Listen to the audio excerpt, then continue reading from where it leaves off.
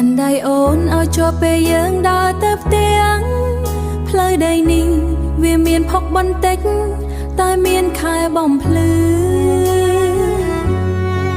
បងមើលមកអូនហើយញញឹមតិចតិចអើចារបស់បងធំក្លិនញ៉ាំយើងហត់នឿយពេញមួយថ្ងៃពីការងាររៀងខ្លួនតែពេលនេះអូនមានអារម្មណ៍ថាធូរស្រាលអូនសន្យាថានឹងនៅក្បែរបងជានិច្ចមិនថាផ្លូវខាងមុខពិបាកយ៉ាងណាក៏ដោយយើងដើរក្រោមពន្លឺខែនេះជាមួយគ្នាសេចក្តីស្រឡាញ់ពិតមិនត្រូវការអ្វីច្រើនទេ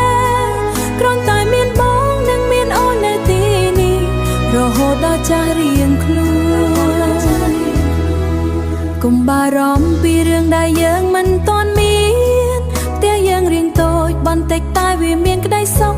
គ្រប់គ្រាន់សម្រាប់យើងអូនចូលចិត្តស្ដាប់សំឡេងបេះដូងរបស់បង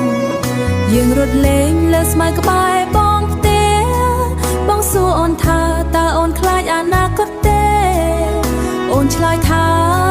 ឲ្យតែមានបងអូនមិនខ្លាចអ្វីទាំងអស់